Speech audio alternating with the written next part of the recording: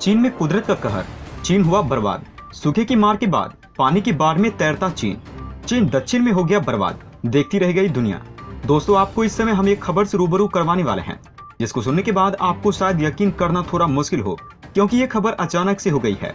इस पर तो वैज्ञानिक को भी यकीन नहीं हो रहा है कि इस तरह की चीजें आज से पहले हमें देखने को नहीं मिली है। और यहाँ पर साइंटिस्ट इसको समझने की कोशिश कर रहे हैं कि आखिर इस तरीके की चीज चीन में ही क्यों देखने को मिल रही है, और देखने को मिल रही है तो इसके पीछे की असली वजह क्या है, क्योंकि अभी तक इसको समझ पाना साइंटिस्ट के लिए बड़ा मुश्किल साबित हुआ है। इसलिए यहाँ पर साइंटिस्ट इस पर लगातार रिसर्च कर रहे हैं और पता करने की कोशिश कर रहे हैं। इसके अलावा चक्रवाती तूफान में भी चीन में अपना एक अलग कहर बरसाना शुरू कर दिया है। इस समय चीन का दक्षिण एरिया पूरी तरीके से बर्बाद होने की कगार पर पहुंच चुका है। दोस्तों, चीन के ऊपर इस समय कुदरती कहर टूटा है। एक समय ऐसा था जब चीन में बहुत बुरी तरीके से सूखा पड़ा था, और अचानक ही एक हफ्ते के भीतर चीन में इतनी बुरी बारिश होती है और चक्रवाती तूफान आता है कि चीन पूरी तरीके से बर्बाद हो जाता है। यहाँ पर चीन में बहुत बुरी तबाही मची हुई है। चीन के बड़े बड़े शहर में पानी भरा हुआ है। चीन की जहाँ ज्यादातर जनसंख्या रहती थी, वो एरिया पानी से इस समय लबालब है। उस जगह सिर्फ और सिर्फ पानी है। और चीन में इस समय चक्रवाती तूफान आया हुआ है, जो काफी ज्यादा तबाही मचा रहा है और चीन के बड़े बड़े शहर की ऐसी हालत कर दे रहा है कि वो नक्शे में पहचाना भी नहीं जा रहा है। आखिर इसके पीछे वजह क्या है? बहुत लोग कह रहे हैं कि ये ग्लोबल वार्मिंग की वजह से हुआ है। अगर वो ग्लोबल वार्मिंग की वजह से हुआ है तो ये सिर्फ चीन के साथ ही क्यों हुआ है? इसे तो पूरी दुनिया प्रभावित होनी चाहिए थी। तो चलिए समझने की कोशिश करते हैं और जानते हैं सभी बातों को डिटेल में, और बढ़ते हैं वीडियो की तरफ बिना किसी देरी के। दोस्तों, चीन का दक्षिण इलाका वो इलाका है जहाँ पर चीन की अधिकतर आबादी भी रहा करती है, और इस जगह पर बताया ये भी जा रहा है कि यहाँ पर चीन का इंडस्ट्रियल हब भी है। इस जगह पर इन दिनों काफी ज्यादा तबाही मची हुई है, और बताया ये जा रहा है कि ये one of the rare case है। जिस तरीके से चीन में ये अचानक से हो गया है, उस पर यकीन किसी को भी नहीं हो रहा है। इस समय पूरी दुनिया की मीडिया और टीवी चैनल सिर्फ इसी न्यूज को कवर कर रहे हैं, क्योंकि यहाँ पर आज से कुछ महीने पहले बहुत बुरी तरीके से सूखा पड़ रहा था, और ये सूखा इतना बुरा पड़ा है कि यहाँ पर लू जैसी समस्याओं का सामना भी करना पड़ रहा था। अभी चीन की जनता इस लू से उभरी भी नहीं थी कि चीन में अचानक इतनी बुरी तरीके से बारिश शुरू हो गई कि चीन के बड़े बड़े शहरों में पानी भर गया। इस समय ज्यादातर जगह पर चीन में बाढ़ आ चुकी है, चाहे वो शहर हो या फिर कोई छोटा सा गांव या कोई और जगह, सिर्फ और सिर्फ पानी ही पानी है। इस समय चीनी सेना को सड़कों पर उतार दिया गया है।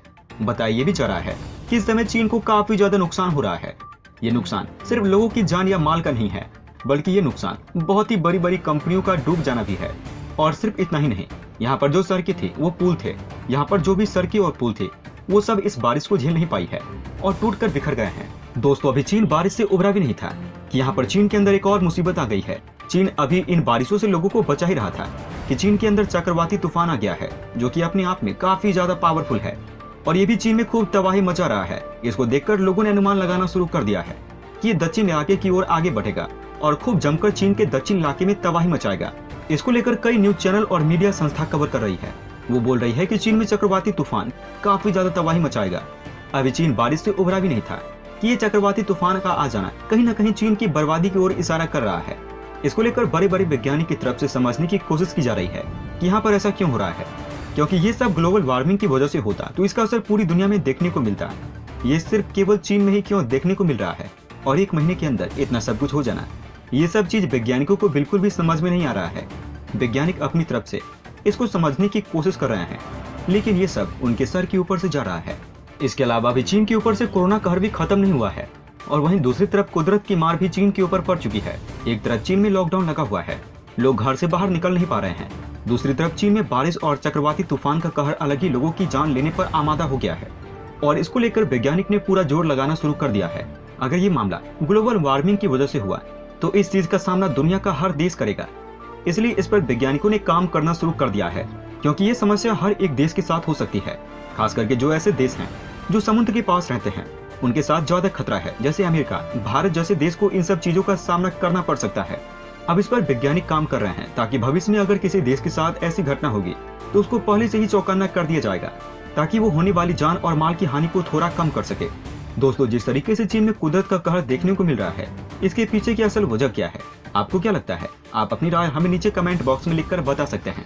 संयुक्त राष्ट्र यानी यूएन में पाकिस्तान की साजिश पर पानी फिर गया है। पाकिस्तान ने एक भारतीय नागरिक को अंतर्राष्ट्रीय आतंकवादी घोषित करने की कोशिश की है।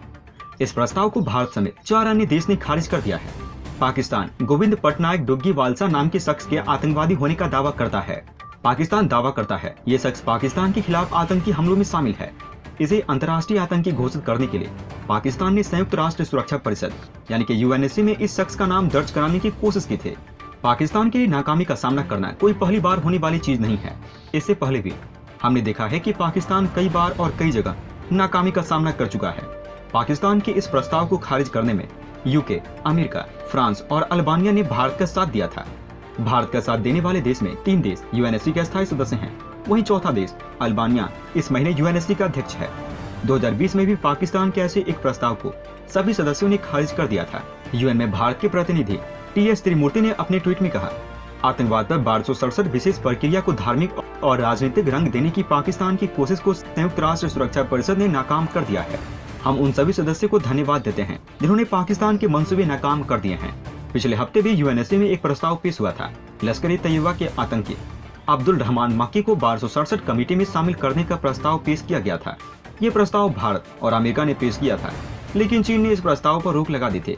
अमेरिका ने मक्की के ऊपर $2 बिलियन का इनाम रखा है, जो कि इंडियन रुपीस के हिसाब से 2 करोड़ रुपए होते हैं। भारत ने भी यूएपीए के तहत मक्की को आतंकवादी घोषित किया हुआ है। यूएनएससी 1267 कमेटी रेजोल्यूशन को यूएनएससी अलकायदा और इस्लामिक स्टेट रिवोल्यूशनरी भी कहते हैं।